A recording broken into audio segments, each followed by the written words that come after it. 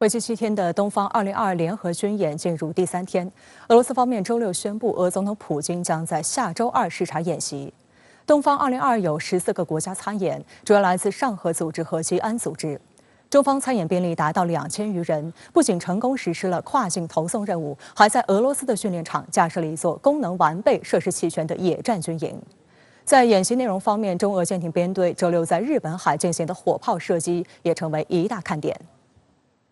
俄罗斯总统新闻秘书佩斯科夫周五表示，普京将在9月6号，也就是下周2视察东方2022演习。作为俄军4大战略方向演习之一的东方系列演习，在俄军演习体系中占有重要地位，每4年举行一次。在此前的东方系列军演中，普京也会前往视察。在上一次的东方2018演习中，普京发表讲话，誓言建设强大军队，表示俄罗斯热爱和平，但为捍卫国家利益做好了准备。而今年的演习正处俄乌冲突期间，普京的讲话将释放哪些信息，备受外界关注。东方2022演习目前已在俄罗斯乌苏里斯克市的谢尔盖耶夫斯基训练场全面展开。央视军事报道日前探访了赴俄参演的中方参演部队的野战军营。这座野战军营在10几天前被快速开设，功能完备，设施齐全。在我身后这一大片伪装网覆盖着的区域，就是中方参演部队的指挥所。按照中方导演部、联合战役指挥部、实兵部队3级指挥体系依次排开。我们可以看到，构设指挥所所使用的帐篷也是低识别度的新式迷彩。在帐篷的四周呢，还设置了4个耳房，用作多功能区域。这样一来呢，就可以集指挥和保障功能于一体，集成化程度更高。门口还设置成了曲折通路，这样一来隐蔽性也就更强了。据报道，这次演习中方派出了陆海空多个军种参演，各种作战信息的实时准确传输，对通信保障要求很高。同时，境外陌生地域的复杂气象条件和多国参演部队构成的复杂电磁环境，也增加了通信保障的难度。我们针对境外演习特点和通信保障要求，依托各类无线通信手段互为主备，严密组织电磁频谱监测，确保了指挥信息链路全时不间断。在营区后侧的野战车场里，停放着包含99式坦克、04A 步战车在内的200多台车辆装备。整个野战车场也划设为轮式装备区、履带装备区、装备维修区和综合保障区4个区域。有一支配备了全套维修工具的专业维修团队，24小时全时待命。平时他们就住在装备维修区域内。此次东方2022演习中，武器装备可谓精锐尽出，5000件的武器装备超90%来自地面作战部队。俄军公布的视频显示，其东部军区装甲部队派出了 T72B3 主战坦克、BMP2 步战车和道尔野战防空系统。其中 T72B3 主战坦克被用在俄罗斯对乌克兰发起的特别军事行动中。同时，俄东部战区的 S300、S400 反导系统和铠甲 S 自行防空系统以及其他各型雷达也参加了演习，演练击退假想敌的地面攻击和捕捉空中来袭目标。而作为演习的一部分，俄空天军的苏 35S、苏 30SM 和米格31战机将在4个不同训练场演练拦截空中目标、对地打击等科目。目前，东方2022演习进入第3天，中俄舰艇编队的联合演习成为近日一大看点。俄罗斯卫星通讯社周6报道称，据俄罗斯国防部消息，俄中舰艇编队在东方2022战略演习期间，在日本海进行了火炮射击。消息称，太平洋舰队和中国人民解放军海军的战舰在东方2022首长司令部战略演习的框架内，对水面目标进行了火炮射击。根据演习计划，俄中编队在海上发现了假想敌的舰艇战术群，并与其展开炮战。俄罗斯太平洋舰队的大型登陆舰编组标出了假想敌力量的位置，多用途舰载火炮向海上靶标开火。随后，太平洋舰队海军航空兵的卡27舰载直升机对海域进行了侦察，发现了另一艘敌军舰艇，目标位于远处，因此对其进行了模拟导弹袭击。随后，两国舰艇演练了联合战术机动，并进行了通信训练。据央视军事报道，在日本海相关海域，中方舰艇编队组织对空实弹射击演练，南昌舰使用副炮射击，成功击毁数千米外靶标。此次演习，我们在陌生海域使用副炮准确命中目标，全面检验了装备实战性能、部门协同配合和号手能力素质，此外，在此次联演中，我们相互学习、密切交流，取长补短，共同提高实战化训练水平。此前一天，俄中海军舰队编队在东方2022演习中与日本海会合的消息就曾引发关注。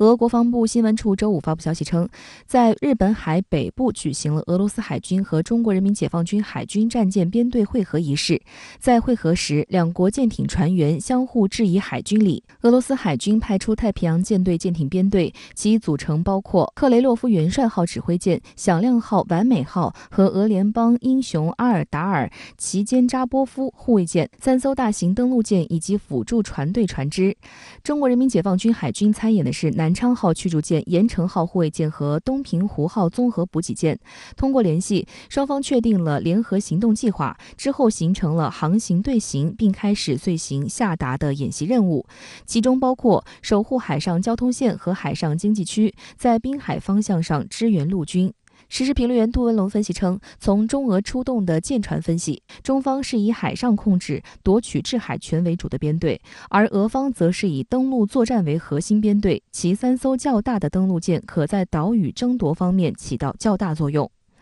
中国国防部新闻发言人谭克飞曾于8月25号指出，中国军队赴俄参加东方2022演习，旨在深化参演各国军队之间的务实友好合作，提升参演各方战略协作水平，增强共同应对多种安全威胁的能力。然而，日本方面却对此反应强烈。日本内阁官房长官松野博一此前公开表示，已向中印传达了日方对这次军演表示抗议的立场。而早前军演还未正式开始的时候，日本内阁官房副长官基崎仁彦也表示，不能接受俄方在南千岛群岛，也就是日方所称的北方4岛进行军演，强烈要求俄方日俄争议岛屿排除在军演地区之外。有观察指出，日本的过度反应实际上是对号入座。近年来，日本在美国的支持和默许下，复辟军国主义的步子也是越迈越大，大肆增加军事支出预算，大力扩充军队，在俄南千岛群岛问题上挑事，试图增加导弹部署，威胁邻国等，对整个亚洲乃至世界和平局势和反法西斯战争胜利果实的挑战依旧没有消失。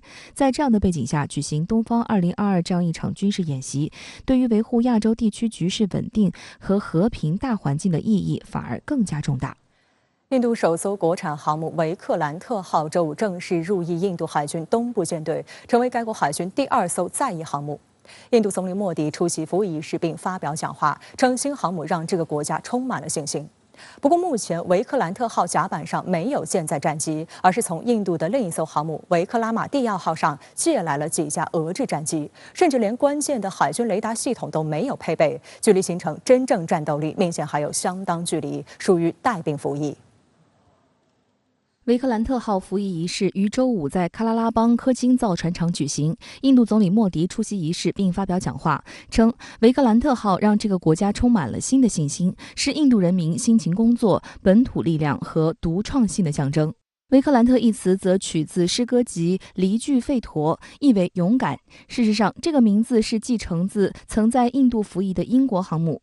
1957年，印度首艘购自英国的航母取名为维克兰特号。初代维克兰特号在印巴战争中发挥了重要战略作用，印度海军因此将第2代维克兰特号的入役称为伟大的转世。按照印度官方公布的数据，维克兰特号由印度海军设计，意大利芬坎蒂尼集团提供咨询。该舰长262米，满载排水量约43000吨，造价高达25亿美元，可搭载包括米格29K 战斗机等共30架飞机和直升机，全舰可搭乘1700名舰员和航空人员。以排水量和舰载机数量为标准，算是中型航母的维克兰特号对于印度最大的战略意义，不仅是极大加强了印度海军的战力，更是航母国产化道路上从0到1的突破。凭借维克兰特号，印度已经加入了能够自主建造航母的精英俱乐部。此前只有美国、俄罗斯、英国、法国和中国具备这一能力。第一个就是表明了印度现在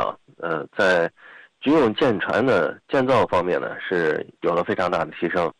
第二个呢就是说明了印度现在拥有了2艘航母了，也就使得印度海军呢基本上1年时间里边大部分能够呢保持1艘航母呢在海上。那对于印度呢，它去在印度洋方向去进行了这种海上的控制，那是能够呢得到非常大的提升。经历17年后终于下水的维克兰特号目前仍面临众多挑战。这艘1999年已经进入设计阶段的航母，由于规划一再变动、技术储备不足、关键造舰原料供应问题，建造进度曾屡遭拖延。即便到目前，这艘航母实际上也并未形成真正战斗力。首先，维克兰特号暂时还没有自己的舰载机，只能先向印度现有航母维克拉玛蒂亚号借用部分俄制米格29战斗机。目前，印度方面正与法国和美国就采购阵风 M 或者 FA-18E F 大黄蜂进行洽谈。不过，搭载阵风 M 和大黄蜂的法国戴高乐号和美国航母都配备弹射系统，这两款并没有在华跃式甲板航母上的服役经历，而印度目前的工业制造能力有限，无法自主研制舰载机。由于缺少舰载机，维克兰特号服役后将长期处于有舰无机状态。根据印度海军最近发布的图片，维克兰特号还未配备关键的海军雷达系统，甲板上截至目前也未安装阻拦索，因此也不具备实际回收固定翼舰载机的能力。有报道称，印度海军最早明年才能进行实机起降测试，这意味着半年多时间内，维克兰特号航母只能轻装上阵，携带直升机充当运输船。此外，维克兰特号称约76%的部件为自行生产，但关键部件依旧是极具印度特色的万国造。其最早设计方案由意大利提供，动力系统来自美国通用电气，传动系统由德国制造，雷达系统来自以色列，电力系统则由芬兰供应。各国部件如何进行有效兼容，是印度海军面临的重要问题。从目前现在这艘航母呢，很多的设备还没有安装，那舰载战斗机也没有进行了舰上的起降的试验，所以呢，接下来要想形成战斗力的话，那还得呢至少2-3年的时间，这还是比较快的。维克兰特号还曾关系到印度的3航母之梦，不过这个梦想目前看依然遥遥无期。印度因其三面环海，海岸线长达6083公里，地处印度洋与西太平洋的海上交通要冲。为了加强对印度洋的控制，印度海军确定3艘航母才能满足需求：一艘控制印度洋东面的孟加拉湾，一艘控制印度洋西面的阿拉伯海，第3艘控制作为机动力量，根据需要驰援东部或西部。为了实现这一目标，印度一方面从俄罗斯引进维克拉玛蒂亚号航母，并对从英国购买的2手航母维拉特号进行延寿；另一方面，开工建造国产首艘航母维克兰特号，但维克兰特号建造进度屡屡拖延，没有在原计划时间2012年服役，而维拉特号进入2010年后基本处于不可用状态，于2017年正式退役，3航母之梦破碎。维拉特号不堪使用后，印度开始酝酿建造第2艘国产核动力航母维沙尔号。受制于印度工业能力的制约，印度建造排水量更大的航母面临更多的困难。即使最乐观情况下，维沙尔号在5年内开工，其建造时间和形成战斗力时间需要往后再推10年左右。印度分析人士认为，第2艘国产航母可能在2040年左右才有希望服役，而维克拉玛蒂亚到2030年就接近退役时间了，除非中途再向其他国家购买2手航母，不然印度依然难圆3航母之梦。对于首艘国产航母入列，印度各大媒体纷纷以“印度加入强国俱乐部”、“印度的关键时刻”、“印度的海上国产勇士”等醒目标题进行报道，欣喜之情溢于言表。但西方媒体却趁机将维克兰特号的服役与遏制中国海军联系在一起。美国有线电视新闻网报道称，这艘新航母将使印度能在美国、日本、澳大利亚和印度组成的4边安全对话演习中发挥更大的作用。而4边安全对话机制所针对的就是中国。不过，这次印度非但没有跟着西方媒体的调子鼓吹对抗中国，反而在国产航母的服役仪式上正式宣布抛弃传统英国色彩的海军旗，大搞去西方殖民化。莫迪在维克兰特号服役仪式上为印度海军的新版军旗揭幕。印度总理办公室的一份声明表示，这面新军旗摒弃了印度的殖民历史，并与丰富的印度海洋遗产相得益彰。美国连线杂志网站称，尽管已经独立了75年，但印度军队依然延续着英国殖民时代的传统。访问印度海军的英国海军官员经常发现，印度同行们还在使用殖民时代的古典英语。船上供应的饮料和食物也充满英国海军的特色。去殖民化呢，也就是向外呢表明印度呢今后肯定会退出呢英联邦国家。如果是这样做的话，那对于英国的这个打击呢是比较大的。还有一点啊，就是向外表明，印度在印度洋方向它是会建立起来更大的这种影响力的。其实这一点来说，将来会跟美国发生的比较大的冲突的。印度呢正在成为世界上一个呢非常重要的影响力越来越大的国家。这实际上也是呢印度它在跟西方其实是渐行渐远，而不是呢渐行渐近的。印度去西方殖民化的背后是英国经济和军事实力的衰落。国际货币基金组织发布的各国 GDP 数据显示，作为英国前殖民地的印度，在2021年的最后3个月成功超过了英国，成为全球第5大经济体。而印度的领先优势在2022年的头3个月中进一步扩大，这对于处于困境中的英国政府而言，无疑是一个新的打击。英国国力衰退从其航母上也有具体体现。英国耗资30亿英镑新建的威尔士亲王号航空母舰日前在离港后不久就抛锚。英国媒体认为，新航母趴窝事故让英国在国际舞台上难堪。英国伊丽莎白女王号航母将于下周离港，代替威尔士亲王号执行其在美国的任务。伊丽莎白女王号2017年服役仪式后不久，也被爆出严重漏水现象，不得不接受维修。种种的迹象表明，英国拥有的资源和能力已经无法匹配其野心。大西洋以外的海洋早已不是日不落帝国时期的景象。好，相关题马上来连线特约评论员管瑶。管先生你好。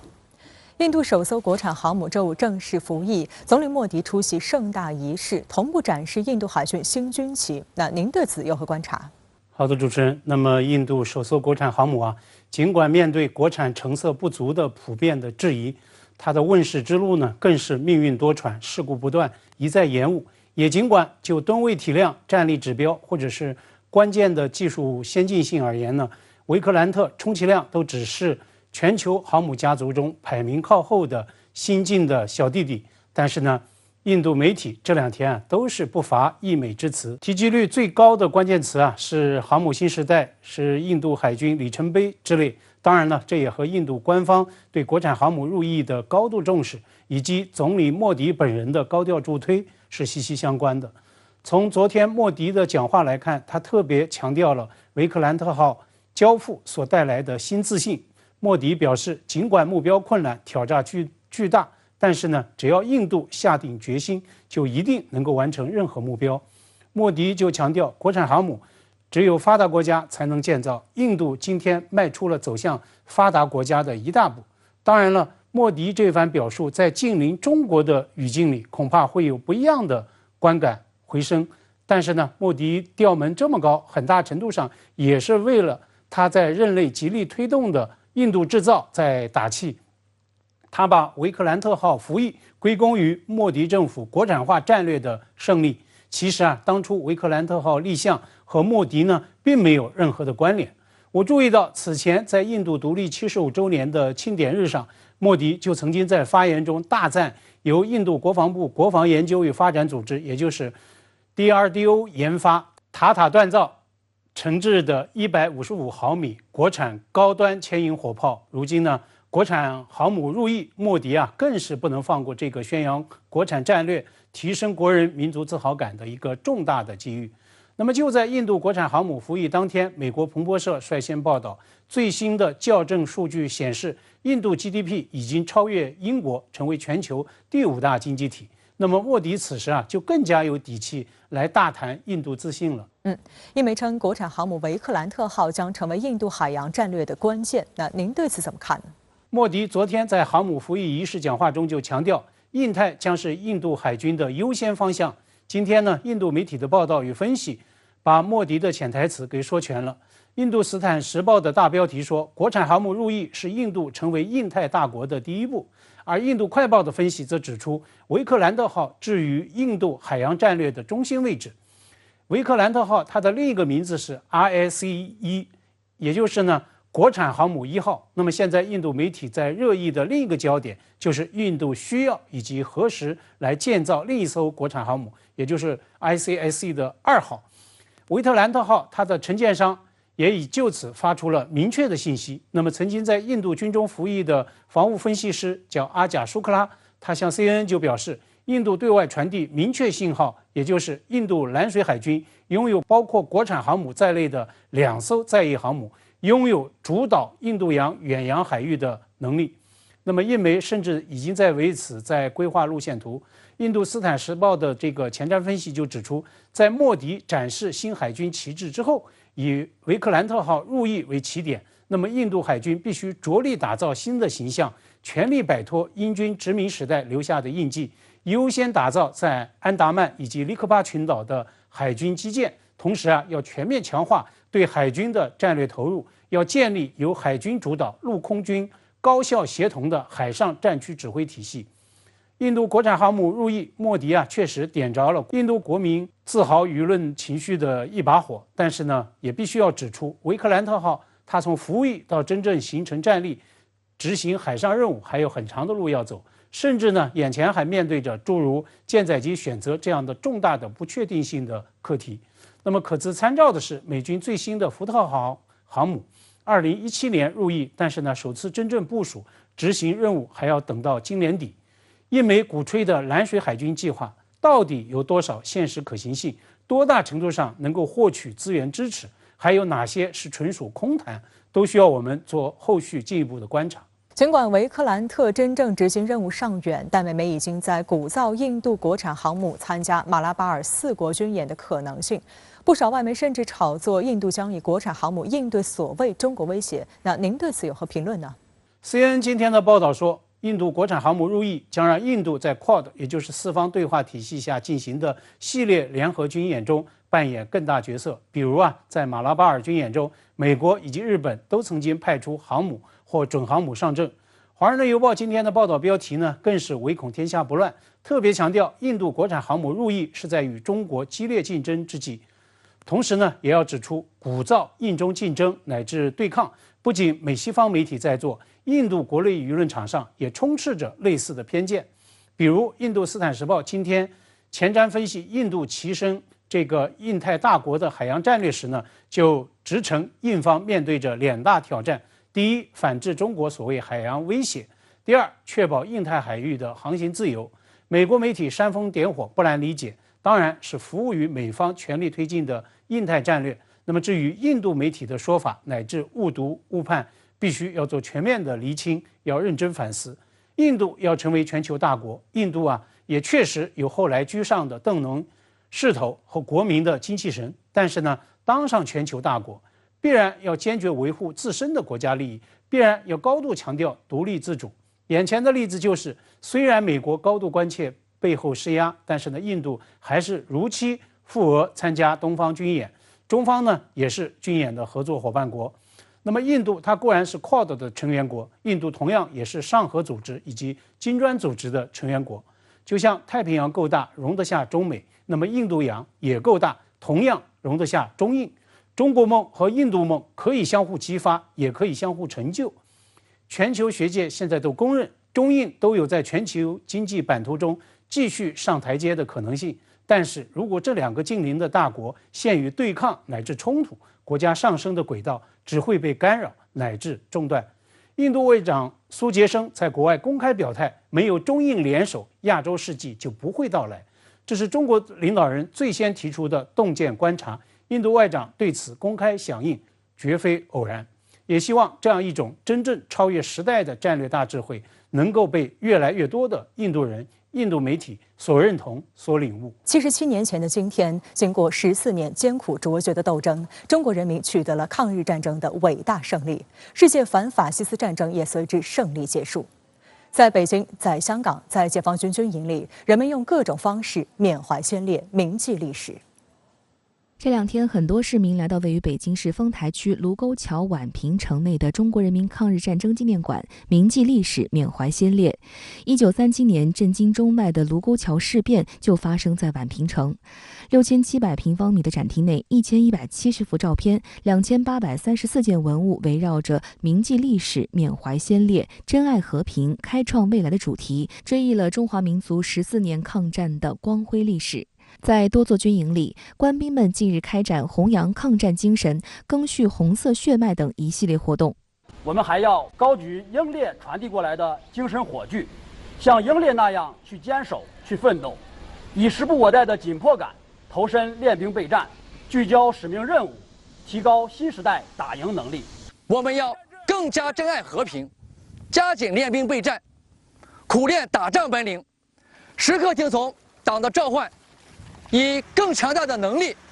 更可靠的手段，肩负起捍卫和平的神圣使命。值得注意的是，周六中国军网发布时长4分17秒的中国军队国际形象网宣片 PLA。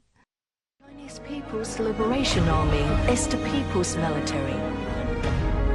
片子的最后将 PLA， 也就是中国人民解放军的英文缩写，引申为 Peace Loving Army， 也就是和平之师。为铭记中国人民抵抗日本侵略、缅怀先烈和死难同胞，全国人大常委会2014年2月决定，将9月3号确定为中国人民抗日战争胜利纪念日。香港特别行政区政府2014年8月宣布，自当年起，每年的9月3号举行官方仪式，纪念中国人民抗日战争胜利。周六上午，香港特别行政区政府在香港大会堂纪念花園舉行儀式，紀念中國人民抗日戰爭勝利77週年。今日係中國人民抗日戰爭勝利紀念日。日本侵華始於1931年，918事變後，日本先侵佔中國東北，隨後逐步入侵，喺多地發動襲擊，更喺1937年77盧溝橋事變之後展開全面侵略。中國各地人民奮力抵禦日本侵略者，艱苦抗戰14年。1945年9月2日，日本投降，中國抗日戰爭取得最後勝利。我哋今日隆重紀念抗日戰爭勝利，目的係銘記歷史，緬懷先烈，珍愛和平，開創未來。紀念儀式包括奏唱國歌、升國旗和區旗、鳴槍致敬先烈、默哀、獻花圈、鞠躬禮等環節。香港警察步槍儀仗隊以中式正步護送國旗入場，升國旗和區旗，奏唱國歌，獻國旗，敬禮。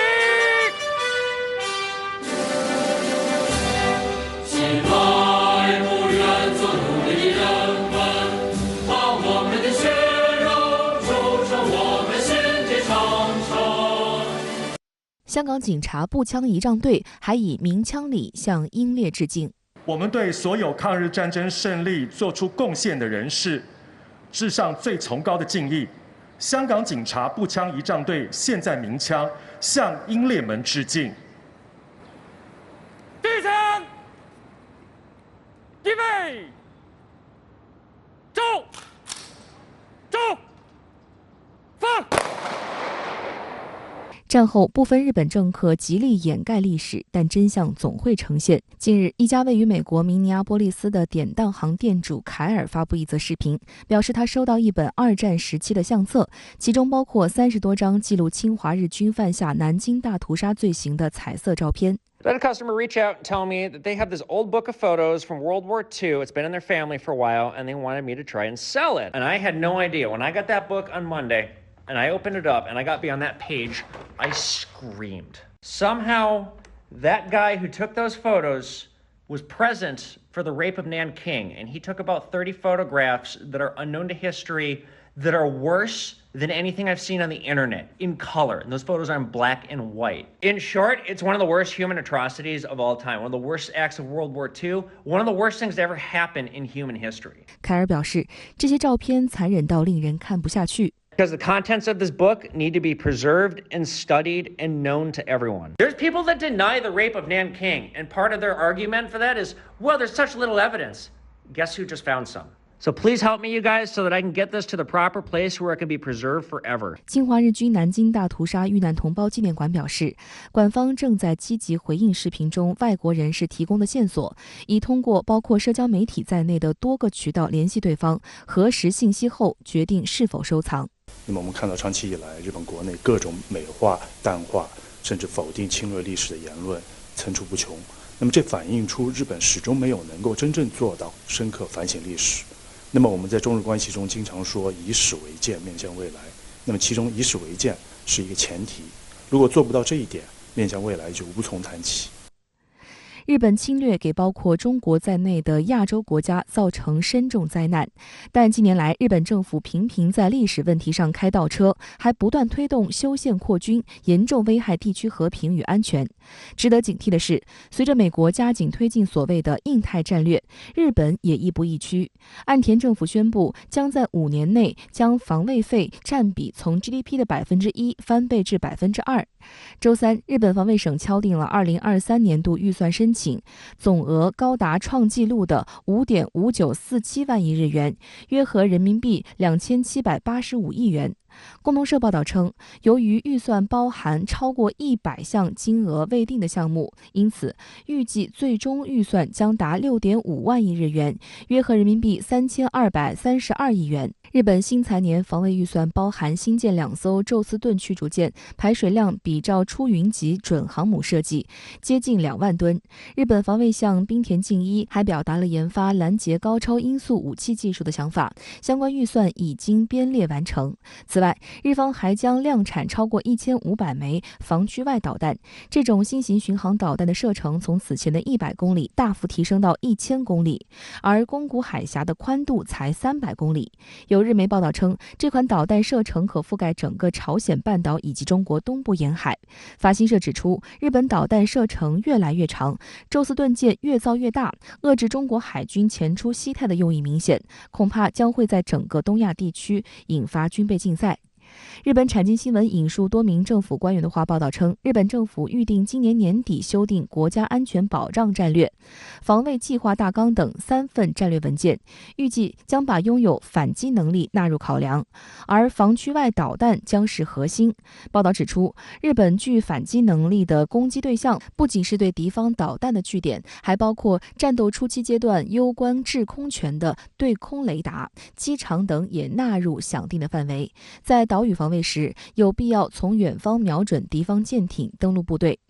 中国外交部发言人赵立坚近日表示，近年来日本在军事扩张的道路上越走越远，包括大幅增加防卫支出，大力发展反导、外空、高超音速武器等军事技术，强化美日军事合作，谋求发展所谓反击能力，甚至有人鼓噪要同美国搞核共享，将严重违背和平宪法和专守防卫政策，严重威胁亚太地区的和平、安全与稳定。日方应该认真汲取历史教训，坚持走和平发展道路，切实尊重亚洲邻国的安全关切，在军事安全领域谨言慎行，以真正取信于邻国和国际社会。现在日本执意发展攻击性的武器，其实有2方面的现实的考量。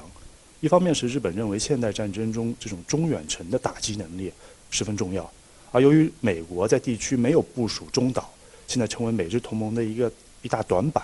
所以日本急需通过部署这种远程的导弹来具备一个先发制人的一个威慑力。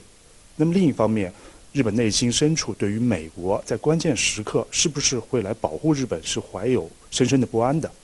那么在这种同盟困境下，日本希望通过发展进攻性的军事力量来强化它的所谓的自主防卫的能力。另据日本共同社周五报道称，日本外相林芳正当天在记者会上表示，希望在本月底举行的联合国大会上与中方举行双边会谈。林芳正称，日中各个层面的对话都很重要。第77届联合国大会将于9月20号至26号在美国纽约举行。日媒报道还提到，9月29号是中日邦交正常化50周年纪念日。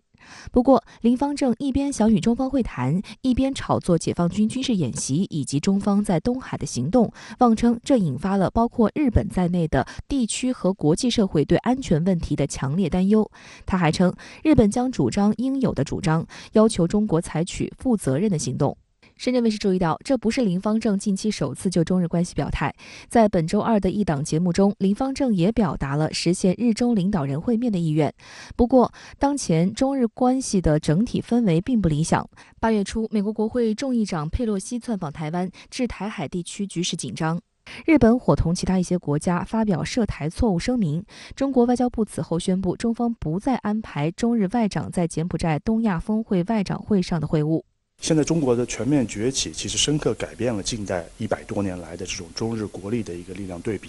所以日本国内现在对华心态出现了一个失衡，对于中国的发展崛起感到很不适应，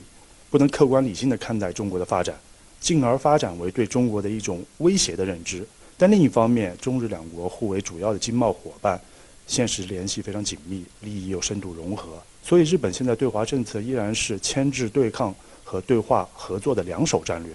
当然，目前来看的话，消极一面可能更加突出一点。欧洲深陷能源危机，而美国媒体近日披露了一封美国能源部长的信，让欧洲深刻体会到美国虚伪的友谊。据美国《华尔街日报》报道，美国能源部长格兰霍姆在一封信中要求美国的主要能源炼油公司不要增加燃料出口，这意味着处于能源危机的欧洲根本无法指望美国的支援。而美国的真面目也让越来越多的国家清醒。法国总统马克龙最新表态称，法国不会选边站队，不准备在所谓印太地区与中国采取对抗策略。在《华尔街日报》披露的信件中，美国能源部长格兰霍姆要求美国7家炼油公司不要增加燃料出口。他写道：“我再次敦促你们短期内集中精力在美国增加库存，而不是抛售现有库存增加出口。美国部分地区的汽油和柴油库存处于历史低位。”这与美方此前的表态大相径庭。美国总统拜登此前表示，不会让俄罗斯用能源供应来威胁欧洲。6月27号，拜登和欧盟委员会主席冯德莱恩还曾发表联合声明，称美国和欧盟委员会将共同努力，在未来几个月内进一步采取措施，减少俄罗斯能源收入。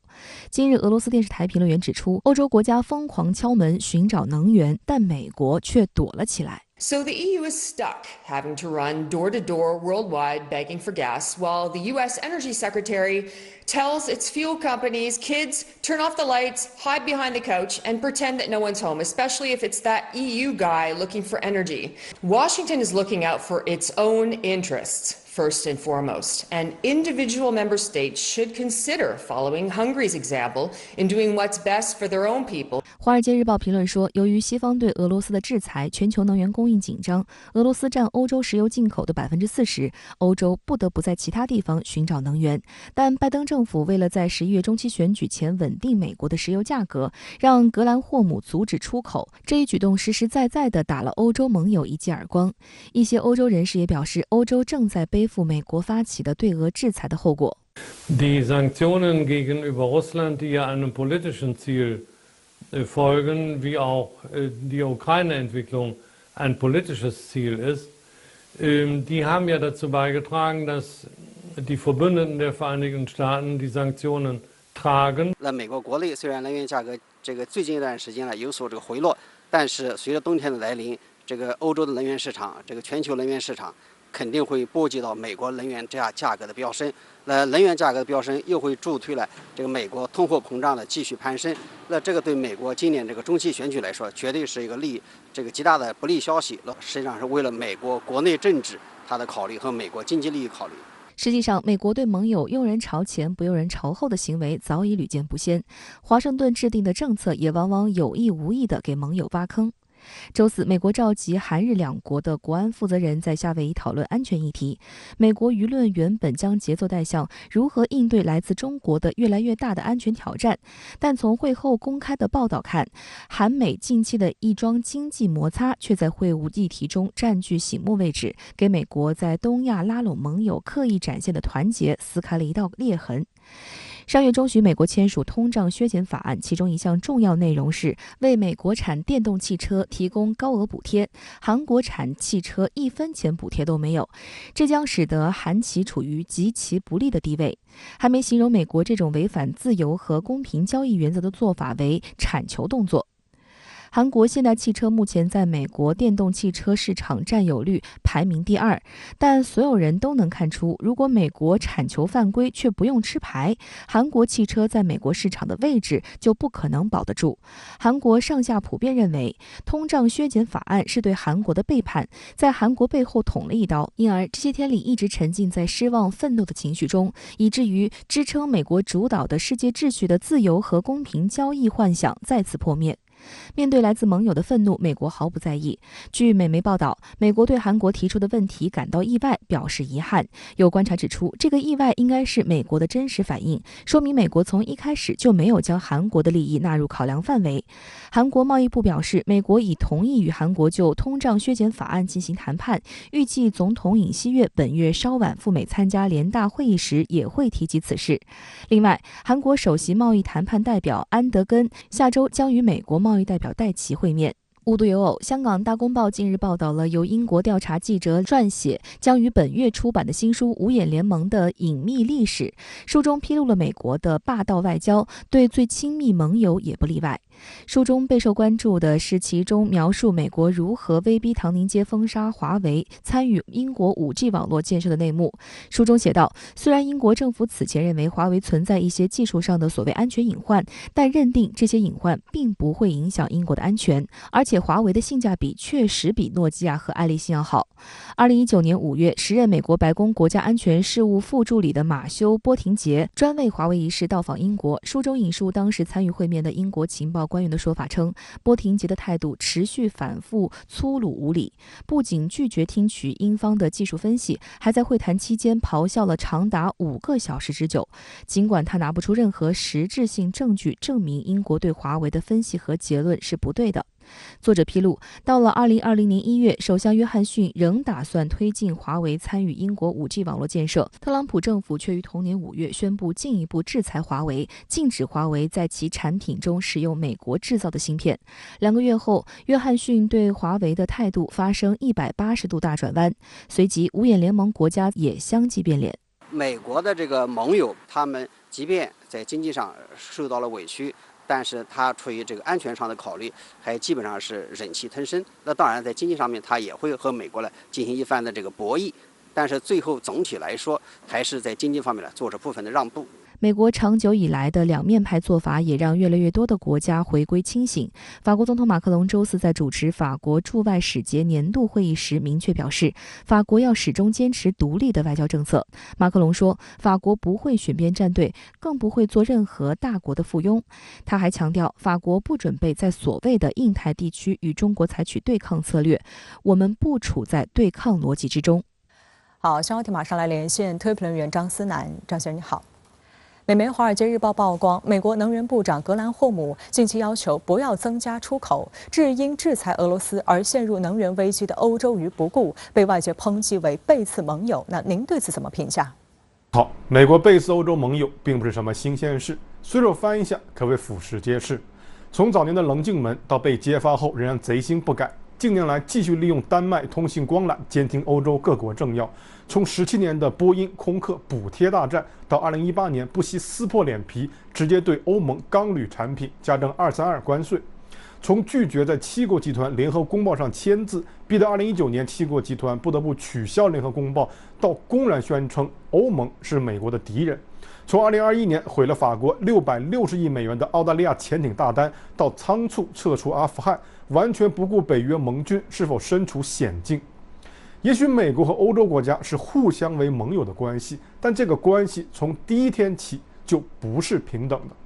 我在之前的评论中说过，二战之后，美国和废墟之中的欧洲做了一笔交易，美国提供军事安全保障，作为交换，欧洲认可美国作为一个域外国家参与欧洲秩序构建的必要性和合理性。或者说得更直白一点，欧洲需要依附于美国，以换取美国的保护。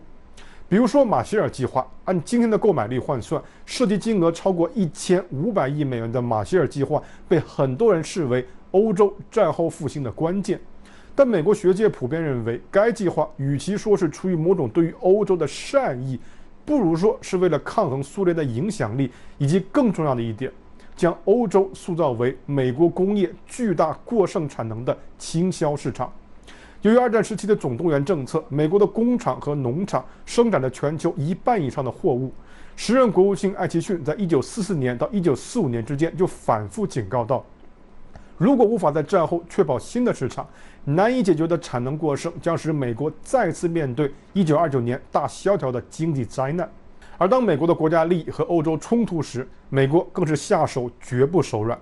1956年苏伊士运河危机，英法军事介入埃及，而为了避免第三世界倒向苏联，同时也为了瓦解并染指英法殖民帝国广袤的市场，美国直接对英法两国极限施压，不惜抛售英镑，对英国金融市场发起定向爆破，甚至诉诸于军事威胁。我记得2012年的英国交换期间，教国际关系历史的英国教授回顾起这段时颇为感慨，说这是英国近现代史上最屈辱的一刻。他甚至打了个比方，说这就好比中国历史上的鸦片战争。这个类比是否准确，我不予置评。但苏伊士运河危机的确是英国殖民体系土崩瓦解的重要节点。英国仿佛从此被打断了脊梁骨，很快从一个全球性的大国衰落成为美国最忠实的跟班。而法国则选择了另外一条道路。苏伊士运河危机让后来的法国总统戴高乐看清楚了美国的真面目，认识到美国不会是法国可靠的盟友。1959年，戴高乐上台之后，开始退出北约军事一体化体系，同时寻求建立一个欧洲人的欧洲，开辟美苏之外的第三条道路，并于1964年跨过铁幕承认中华人民共和国。所以回顾这段历史，我们不难发现，背刺盟友可谓是美国的传统异能，不背刺某种意义上才是新闻。而这样所谓的同盟关系自然是不得人心的，美国人完全清楚这一点，所以他们永远要让欧洲生活在某种危机之中，要为欧洲国家形塑来自某个敌人的威胁，从而让欧洲人不得不吞下来自美国的傲慢与剥削。所以回到你最开始的问题，美国禁止向欧洲售卖更多的能源，看似是某种经济利益考量，因为美国自身库存不足，但内里其实是最残酷的地缘战略考量。美国通过人为的制造能源危机来加剧欧洲与俄罗斯之间的紧张对立局势，迫使欧洲不得不投入美国的怀抱之中。某种意义上，这完全就是阳谋。欧洲人完全理解这一点，但欧洲人偏偏又什么都做不了。或许这就是将国运依附于某个霸权的结果。好，谢谢张思南先生在线和我们分享您的观点，谢谢。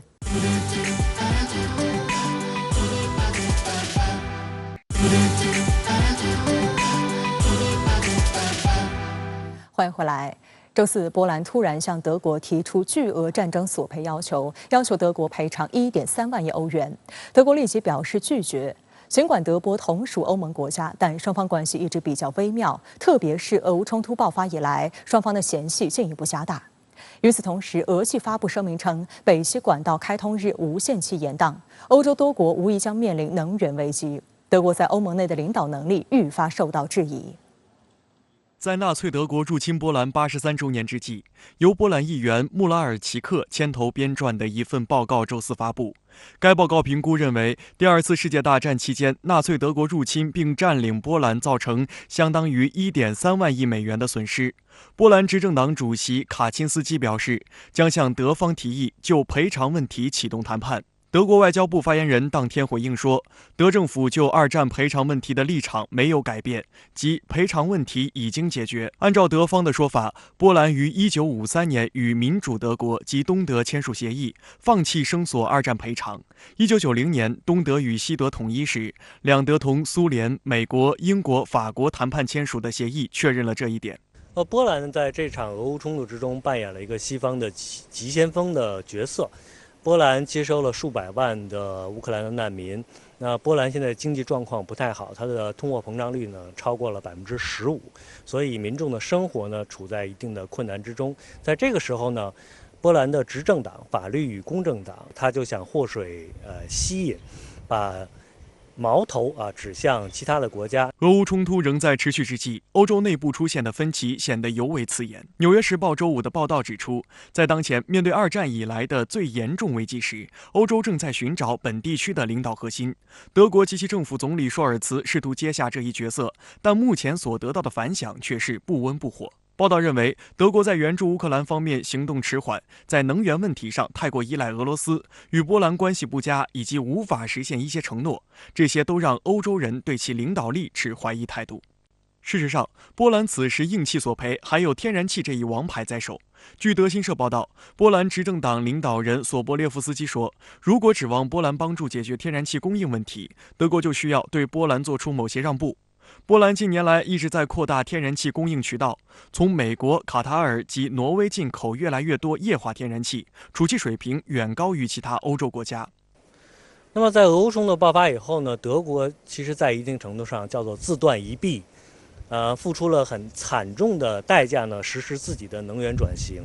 那其战略目的呢，是服务于美国所领导的北约的对俄政策，也就是说，一方面要对乌克兰实施军事援助，另一方面呢，要对俄罗斯实行制裁。在这样的一种状况之下呢，其实德国的领导力是被大大的削弱了。随着冬季愈发临近，尽快解决能源短缺问题是欧洲的当务之急。目前，欧盟正研究对俄罗斯输欧管道天然气设置价格上限。欧盟各国能源部长定于下周5举行特别会议，讨论对俄天然气实施价格限制。不过，俄联邦安全会议副主席梅德韦杰夫对此表示，如果欧盟实施天然气价格上限，俄罗斯将不会再向欧洲供应天然气。就在欧盟表态要对俄罗斯天然气的限价后，周五，俄罗斯天然气工业股份公司以技术故障为由，宣布完全停止北溪1号管道天然气运输，而且并没有提及恢复供应的时间。俄气发布声明称，在与西门子公司代表共同对波尔托瓦亚压气站涡轮机进行检修时，发现多处设备漏油现象，需要解决这个问题后才能重启管道。目前不清楚维修可能需要多长时间。此外，之前经过大修的3个涡轮机也发现类似漏油现象，这些涡轮机目前处于强制停机状态。这一消息很可能标志着欧洲能源危机的急剧升级。根据联邦统计局的数据显示，德国目前正在从挪威、荷兰和比利时获得天然气，总体天然气储备量约为83%，尚未完成供暖季到来之前的储存目标。而法国政府已在几个月前开始处理能源危机问题。目前，俄罗斯对法国天然气的输送还没有完全切断，但是已到最低水平。法国政府表示，将推动法国电力公司在今冬将32台核反应堆全部启动发电，以缓解电力价格高企的局面。